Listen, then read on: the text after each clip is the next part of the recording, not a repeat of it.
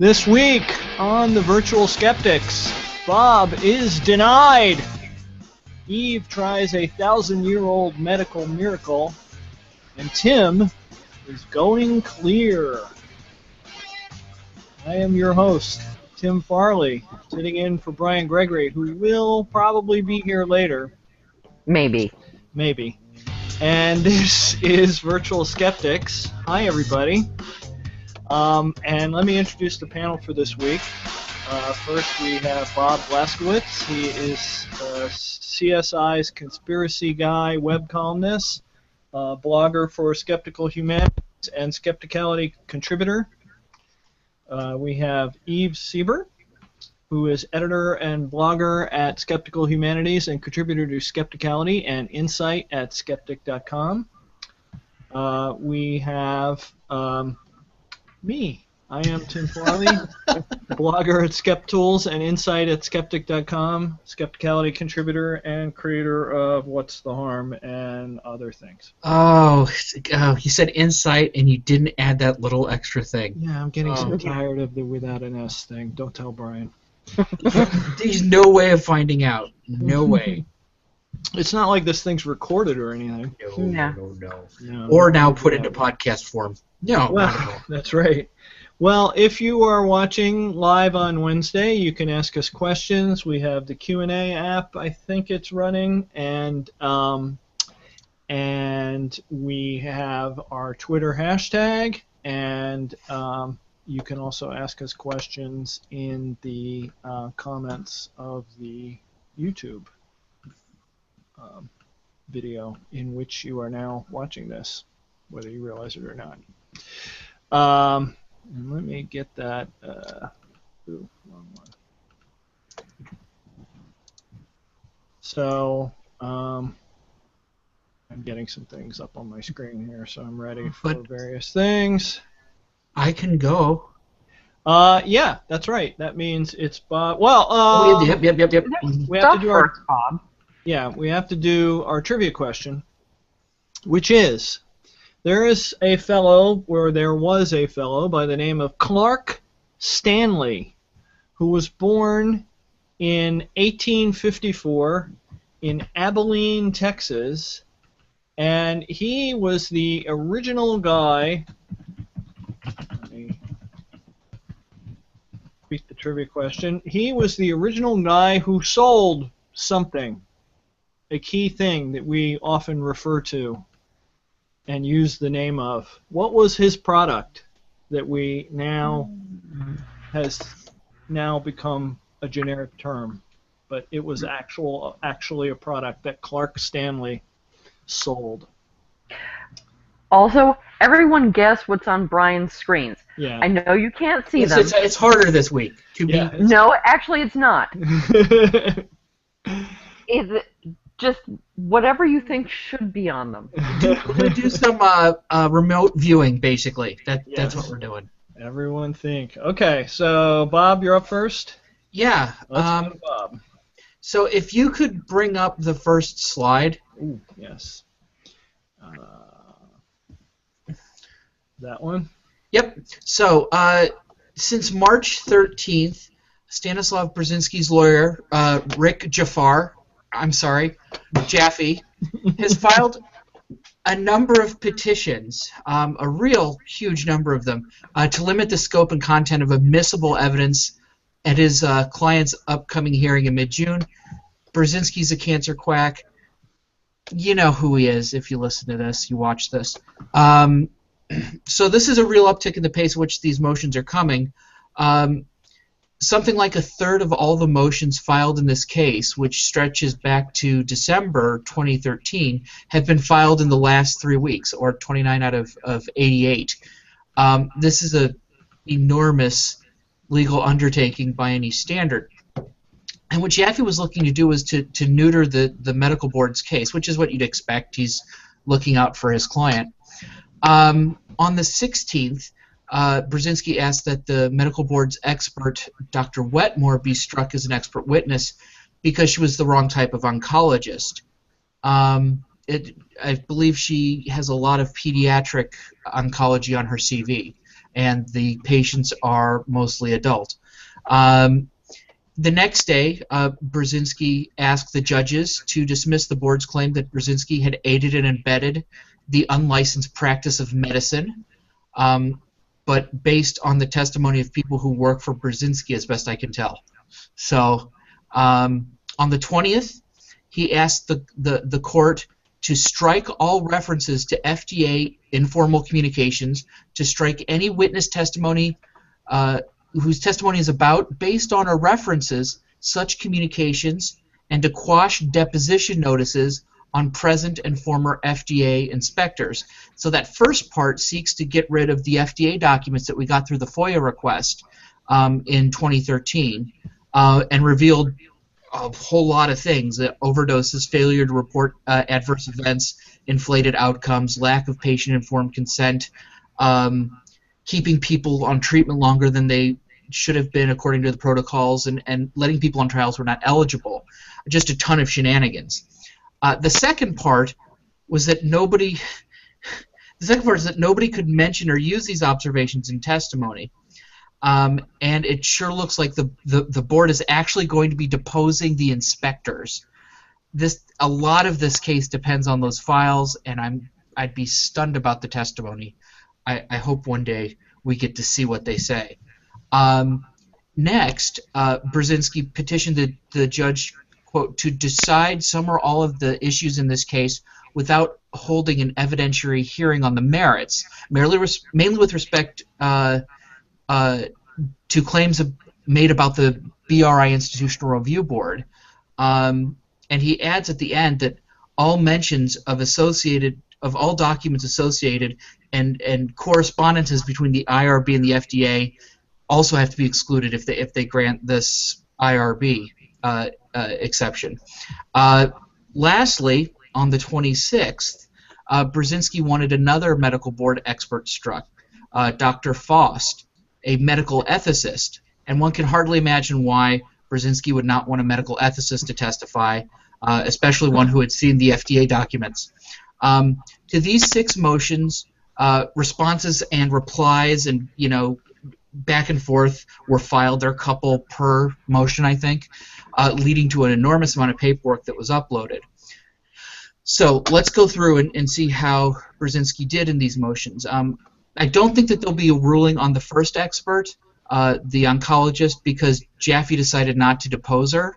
I presume the board still intends to, but it seems that Burzynski, who's not even an oncologist, claimed that the oncologist was not the right type of oncologist to evaluate his treatment methods in oncology, which he has no training in. What? Okay, so yeah, which seems sort of backward to me. Anyway, on the 24th, the first order came down, and if you could bring up the next slide. All right, and it's up. This one was the respondent's claim, the respondent's motion to dismiss aiding and abetting the unlicensed practice of medicine claim. And how did he do? Next slide. Whoops, sorry. Denied! Wow, I had an echo there, and that was funky. Okay, it sounded like it was like echoing across a canyon, and even bigger than it was. All right, so the board can now look to see if Burzynski was complicit in the unlicensed practice of medicine among who you might call flunkies, people who are working with patients in the clinic. Yesterday, 2 more orders, numbers 16 and 17, came down. Number 16 dealt with 3 of Burzynski's motions. If you could bring up the next slide. Mm-hmm. So these are the one to dismiss all claims related to the Burzynski Research Institute, to exclude anything at all related to the FDA observations, including depositions, and barring Dr. Faust as an expert witness. So how did this one go? Denied! Damn, that's weird. Okay. I've never seen the term motion in limine. I don't know what that means. I think that means without an evidentiary hearing. I think that's what they're doing, like having the judge rule without looking at all the evidence. Also, they would like a pony. Denied. No. So the last one, number 17, was the ruling on the motion to exclude anything about the IRB. Oh. And this one was sadly denied! I got you, April Fools. Okay, so it looks like Burzynski's team struck out this week. His hearing is scheduled to begin in mid-June, and it will last 2 weeks, and I believe that his license is hanging in the balance. So that's my story. Oh, so I looked up in lamine, and it means in Latin at the start or on the threshold, and it's for the beginnings of trials, specifically so that it would be done before any jury was brought in, so they would not be exposed to what was being talked about. Yeah, yeah. So yeah, and it's not the first time. Like originally, there were all sorts of motions to strike everybody else's experts. So like, no, it was kind of like Thunderdome, only or some sort of cage match where like only a few witnesses will survive, or a few experts. But yeah, it was it's interesting to watch this play out. I'm encouraged by this last round of decisions, but you never can tell. It'll depend on the board brings. Yep. So let me see. So this will probably go on for quite some time? This is going to be 2 weeks, no more, I believe. Oh, okay. So,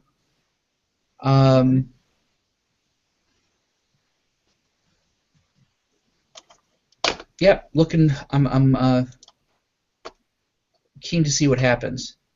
All right. I was just looking to see if we had any questions. Here we go. Brian wants everyone to mention him on Twitter to make his phone vibrate on the way home. Yeah, everybody mention at Brian D. Gregory on Twitter. He's driving home right now from work, and his phone keeps buzzing while he's driving, and he's saying, "Stop it! I'm trying to concentrate." I'm retweeting him. I'm favoriting him. Yeah, I'll retweet him from the Virtual Skeptics account. Okay, so it's my turn. Like, he crashes and dies, we're going to feel pretty bad. Right before his vacation, too. I know, bummer. This week was the debut of the Going Clear documentary, the long-awaited Going Clear documentary, which is based on the quite excellent book by Lawrence Wright, which has gotten a lot of traction. There's been a lot of exposés and investigations into Scientology over the years, and I've never seen one quite get the traction that this one's gotten. I think in part because Lawrence Wright just had this impeccable reputation of not having an axe to grind against Scientology. He was just like, I've written about other religions. I'm interested in this religion. Let me write something about it. And he wrote what everybody says is a very fair book, but a very damning book about Scientology.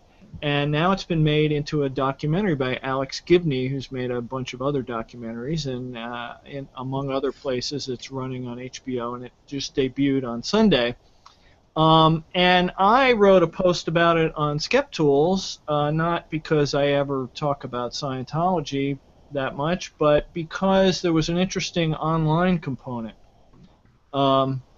You can see, let me put up my first slide. This is a Google Trends map for the last 3 months for the term Going Clear. And you can see it was getting almost no traction on Google, and then all of a sudden it was getting lots and lots of searches.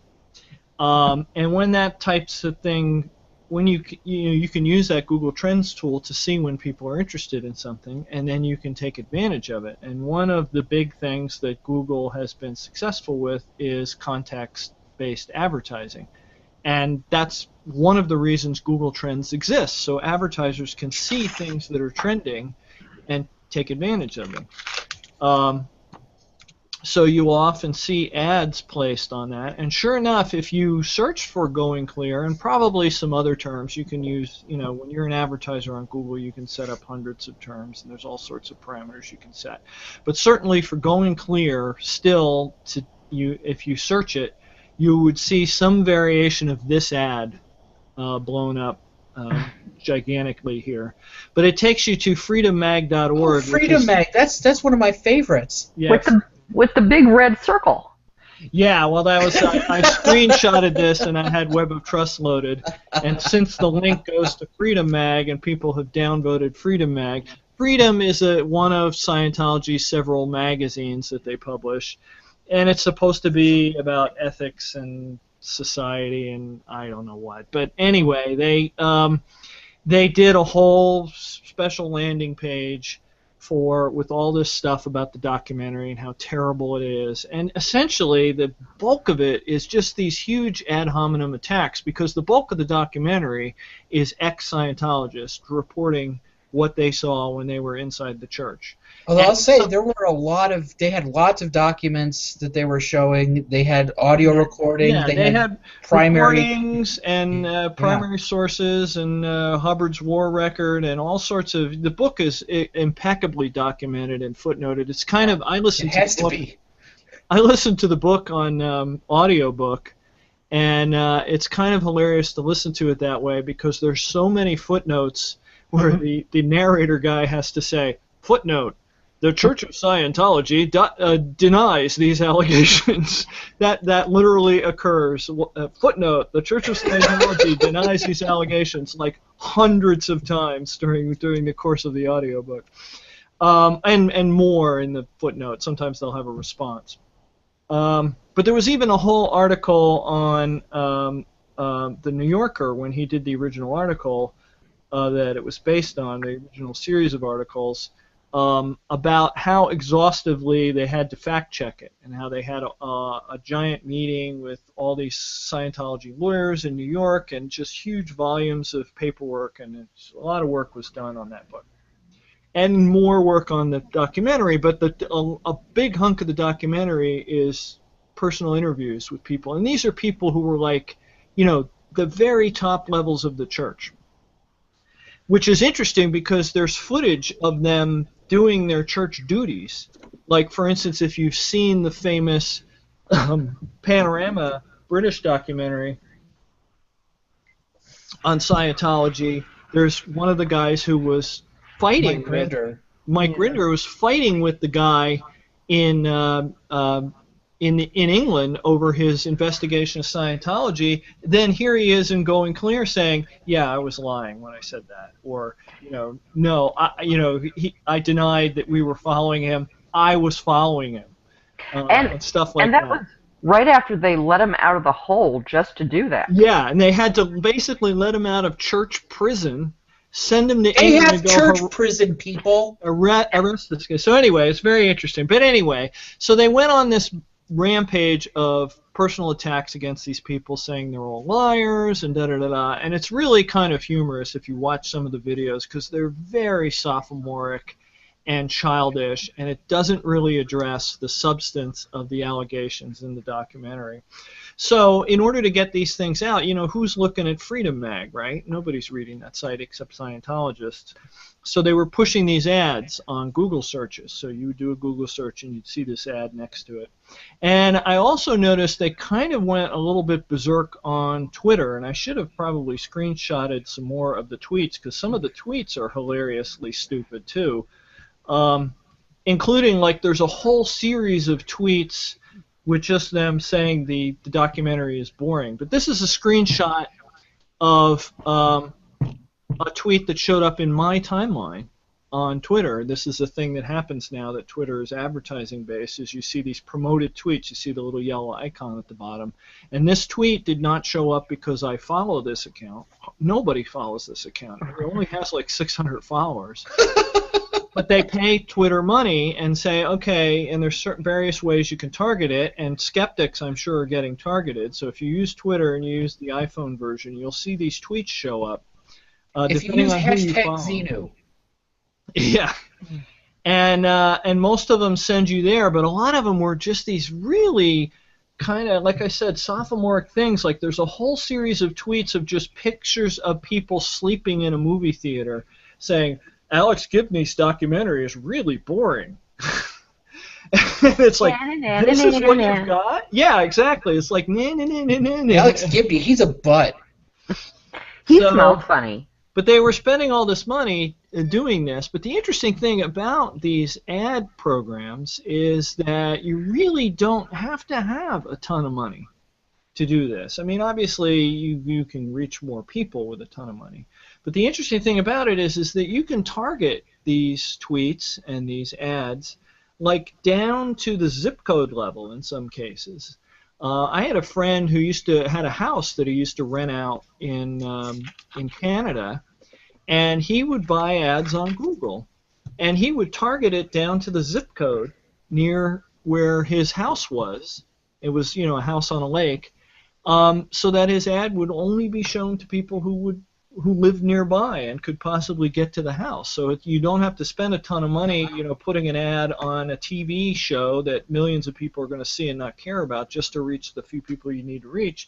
You can target it right at. And in Twitter, based on who people follow, you can really target people. So they could hit skeptics, or they could hit people who are interested in Scientology, or whoever they needed to hit.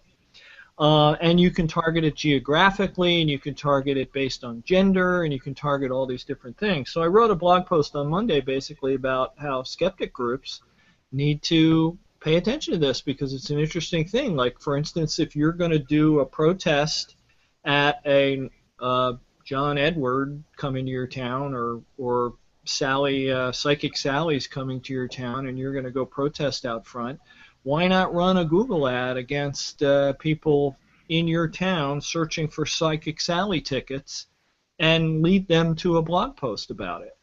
Or, there's a whole variety of ways this can be used. And the interesting thing with the Google part of it, I don't think Twitter has a nonprofit thing for it, but Google has a nonprofit program. And if you are a registered nonprofit in the U.S., a 501c3, you can get $10,000 a year worth of credits on Google Ads to place any ad you want next to Google search results, and that's a great way. And I actually I'm not sure if I included that screenshot.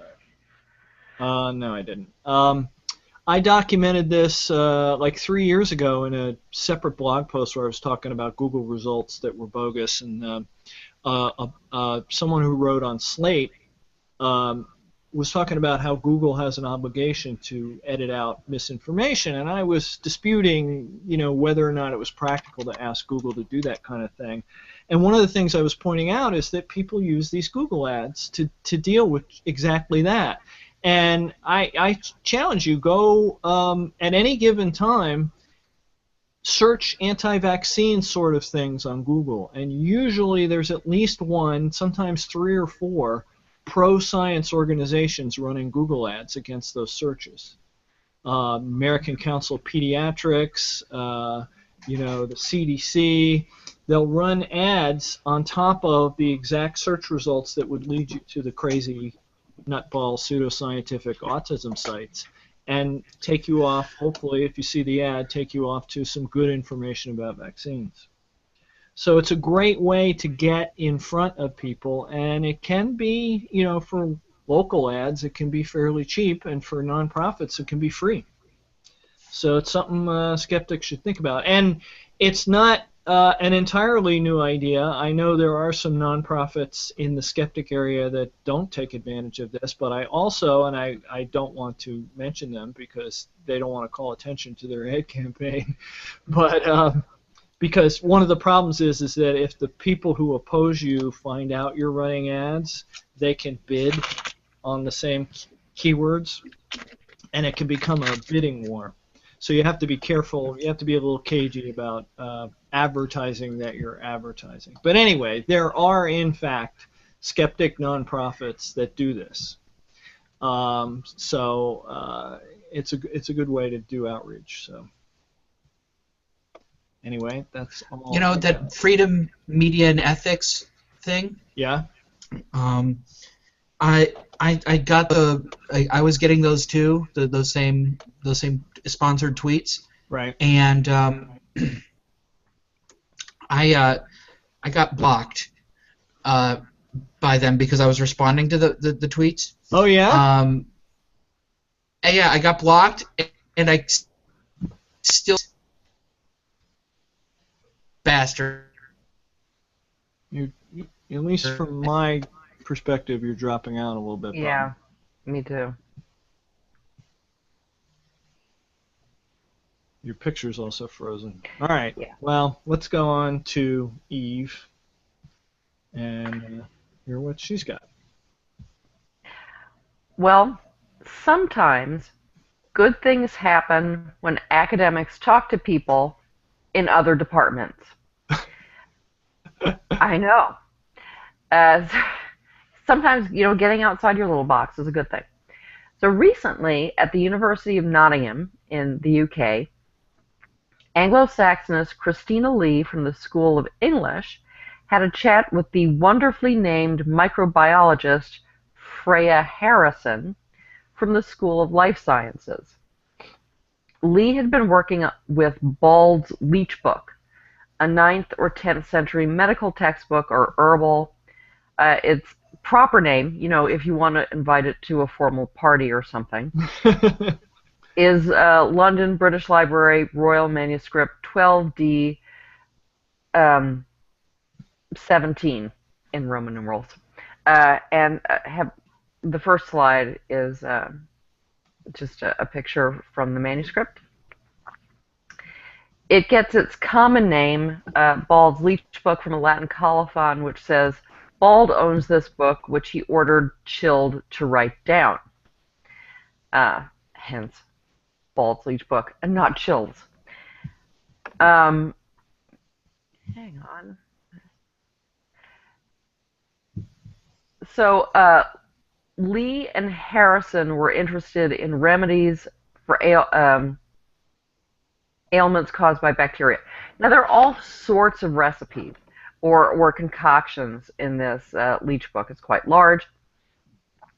Like remedy after remedy after remedy for headaches, for instance, including some for the pains in half the head, which sounds like possibly migraine. It also has what is apparently the only Old English reference to cosmetic surgery for a remedy for hair lip, which combines some sort of ointment as well as sewing it up. But as I said, Lee and Harrison were interested particularly in remedies for ailments caused by bacteria. The Anglo-Saxons, of course, didn't know what bacteria were and didn't have antibiotics. However, we do know now what bacteria are, and we have antibiotics, but the little buggers have become increasingly resistant to antibiotics. So scientists are looking all over the place to find new antibiotics, new ways of dealing with bacteria, and particularly new ways to fight so-called superbugs, particularly Methicillin-resistant Staphylococcus aureus, or MRSA, which is a major problem at hospitals. So this team at the University of Nottingham, including Harrison and the also awesomely named Steve Diggle, have been looking at historic remedies to fight infection. And the particular remedy that they chose was chosen for a couple of reasons. One, it's fairly simple and straightforward.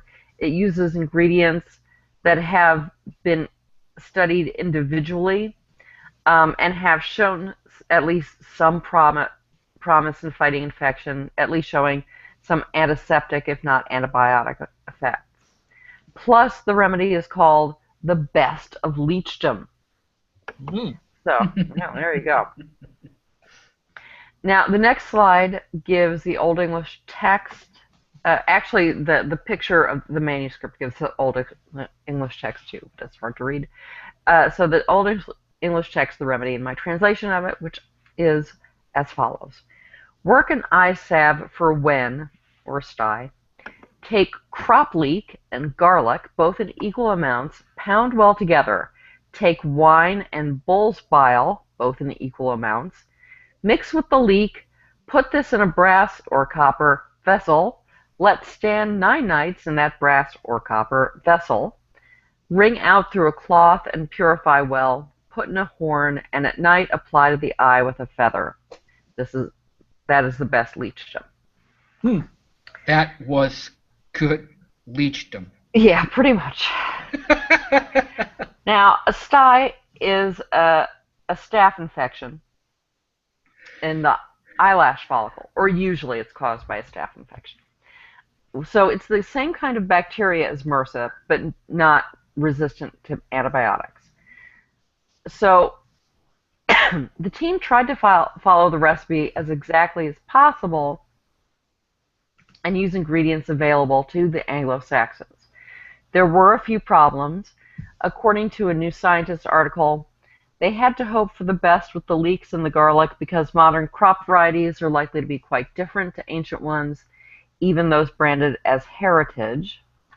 And although the articles don't mention it, there's also a problem of deciding exactly what crop leek is. I mean, does anyone just go, oh yes, crop leek? I looked it up. There apparently was very briefly a Wikipedia article on crop leek that went up, I think, today and came down today. Yeah. So they tend to be that way. Yeah. If anyone doubts you at all about how valid your article is, it'll get deleted very quickly. It's yeah, an unfortunate I think trend.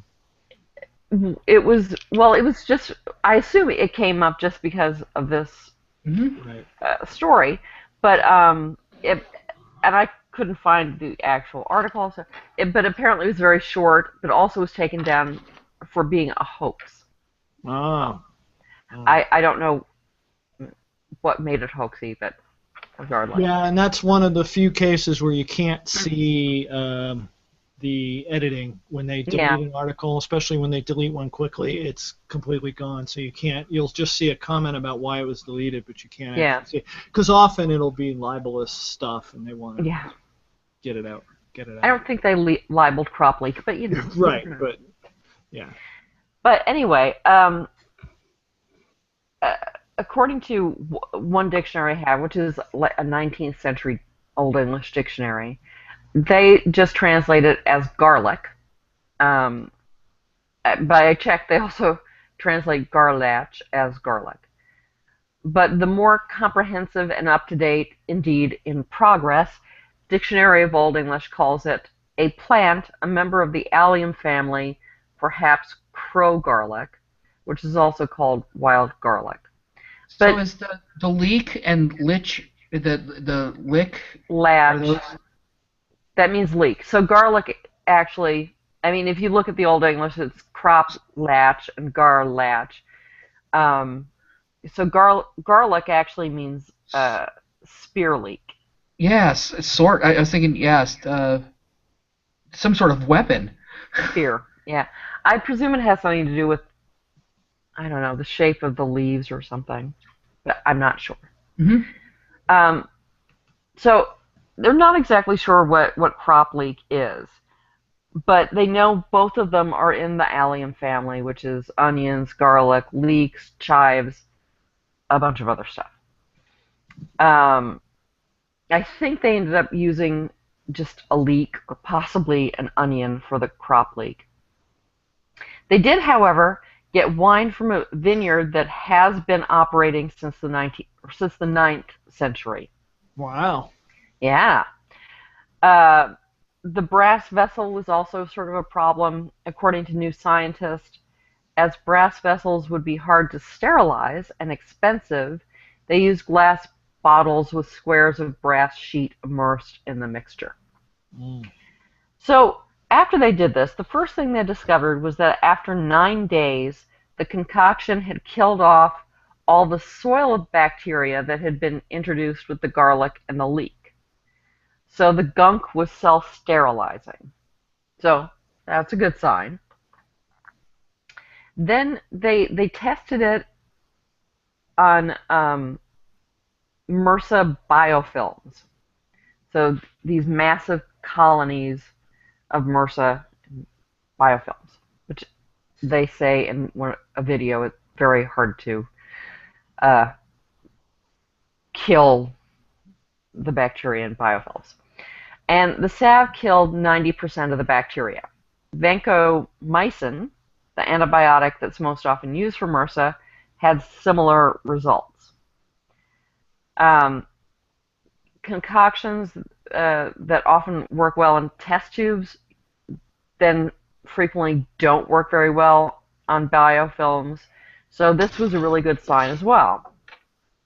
Then they repeated the test several times now with brand new batches and have had similar results. And the salve seems to retain its potency over a long period of time when it's refrigerated in bottles. And they also asked American colleagues to test it in vivo wound biopsies from mouse models. And that worked apparently somewhat better than conventional antibiotic treatment. So, although they point out that, what works in the lab, however promising it is, doesn't always work in real life, it does seem, at this point, surprising and very promising. They were really surprised by the results. At this point, they also don't know why it works. Following the recipe closely seems important. There was an earlier attempt in 2005 that didn't work very well at all. The ingredients in combination work better than they do individually. So they may be fighting the bacteria on multiple fronts, which would make it more difficult for or possibly might make it more difficult for the bacteria to develop resistance. And it's also possible that the mixture in the wine solvent undergoes some sort of chemical reaction. But again, at this point, they don't quite know. So they're studying these things to find out more. They're trying to find out why it has this effect. Harrison is due to present the team's findings at the Society for General Microbiology conference this week. And they have a crowdfunding project. They actually they were looking for £1,000. They seem to have made that. But there will be a link to it in the show notes. Meanwhile, Lee, the Anglo-Saxonist, is over the moon. The Middle Ages are often seen as the Dark Ages, she says. We use the term medieval these days as pejorative, and I just wanted to do something that explains to me how people in the Middle Ages looked at science. So, yay. And of course, obviously not everything in this Leech book is going to work. There's a lot of things that are, in a lot of the Leech books, there's sort of a combination of herbal stuff and sometimes religion and sometimes magic, basically. But there are, to some extent, the glimmerings of scientific undertakings. So, I have some questions. I have some questions about this, though. One of them is, if you have something that kills MRSA, why are you bumming money on frickin' CrowdRise or whatever? Instead of getting investments from pharmaceutical companies that would love that. Yeah, possibly for one thing that they're not that far along. They want to, I think they say specifically what they want. I think they want another lab worker. Yeah, I don't know. You'd have to talk to them about it. I refuse. This, of course, will give them more publicity, and they may get, more interest from pharmaceutical companies. I don't know. Yeah, it's an interesting way to build up, like the recent Kickstarter on one of the smartwatches raised like $27 million, and the company was already set up. It already had investments from real investors, and they basically used the crowdfunding as a publicity technique. So it can be, it's a weird combination of raising money and also publicizing your product at the same time. So there's different elements to it. You have other questions? I hope you follow this one. I'd be curious to see, because it feels so preliminary, and it feels like it's going to a conference, which is like one step above your mom vouching for your research. So I'm. Well, that's an exaggeration. Yeah. Your mom vouching for your research. I have to say, in the video for the crowdfunding, she seems to be standing in front of a blow-up of what looks like a paper. So I don't know if it's going to be published or not, or if that's just the stock photo paper or what. Paper. Yeah. Yeah. What I noticed was the Anglo-Saxons is one of the co-authors, is listed as a co-author. But yeah, it's preliminary. They admit it's preliminary. Yeah. Although, they've gone beyond test tubes. They've tried it, as I said, on these sort of super colony biofilm things. Sent it to America for the mouse model test. I'm not exactly sure what mouse model tests are, but I think it's sick mice. Yeah, it's tests in mice. Yeah. Well, yeah, but I mean, they say vivo, yeah. but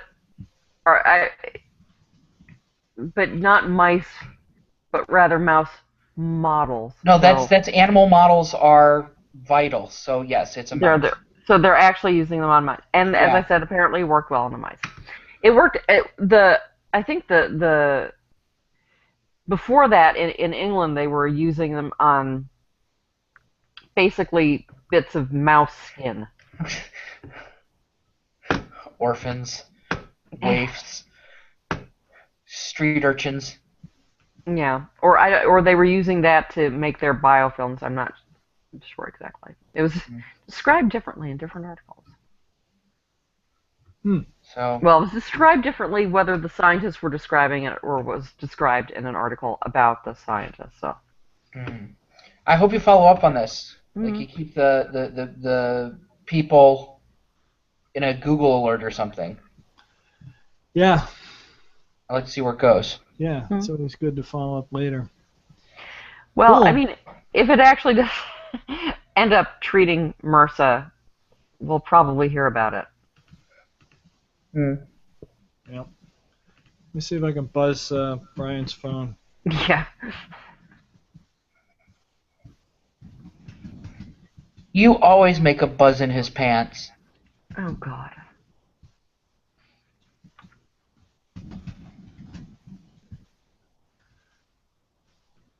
Wait, does this bug you? Does this bug you? Is this annoying? Does this bug you? He probably turned his phone off now. I guess we're not going to get him by the end of the show, or maybe he'll come in right at the last minute. So I guess we should start wrapping up. I didn't see any questions that we needed to really deal with. Nathan said he's presented at conferences when my mom knew better than to vouch for my research. Yeah. we don't have any screen trivia. The straight trivia question, Nathan got the answer. A couple people got the answer, but Nathan got it first very quickly after I posted it. The term I was looking for was snake oil. Yeah. Clark Stanley from Abilene, Texas, was the original guy that sold literally what he called snake oil. It was actually just machine oil. But he claimed it was derived from rattlesnakes and had powers to help you and blah, blah, blah. And that's where we get the term snake oil from patent remedies. Do we have any announcements? Any last minute? I don't see any in the... RavenCon's coming up at the end of the month. I'll be there. Yep, Bob will be at RavenCon if you want to see him. They have a bunch of other cool guests. Including some other science guests, but also writers and artists and comic book people and gamers, LARPers. If you guys haven't noticed yet, and if you're watching on virtualskeptics.com, I don't know how it works left or right, but down on your right-hand side, down below this video on virtualskeptics.com, there's a little widget on the right-hand side that says "See us in person," and it lists events that are coming up that one or more of us will be at. Other ones are right now are the Orange County Free Thought. Some of us will be at TAM, and some of us will be at DragonCon later in the summer. So, but you can always keep an eye on that and find out where you might be able to see us. And complain in person about how disorganized this show is. All right, book time. Sure. Have a book? At college, I should have a book. You got a book? Go ahead, Eve. Yes. 66. Leechdoms for the idiot and the silly. Against mental vacancy and against folly, put into ale bishopwort, lupins, betony, the southern or Italian fennel, nepty, which is cat's mint, water agrimony, cockle, march, then let the man drink. For idiocy and folly, put into ale cassia and lupins, bishopwort, Alexander's githrife, is a cockle plant, fieldmore, wild carrot or parsley, and holy water. Then let him drink. Bob, I'll have some ready for you when you get home. Woohoo! Eve, I'm staying at the office. Bob, you got a book? Santa Claus is on fire! How do we know this? First of all, we see two elves, as indicated by their peaked hats, shouting down the smoking chimney of a snow-covered roof. The elves, the snow, the chimney can only suggest one individual. Santa Claus. The smoke and the elves' frantic suggestion suggests that Santa is in trouble. We do not see him on fire, but on the basis of evidence, we make an inference.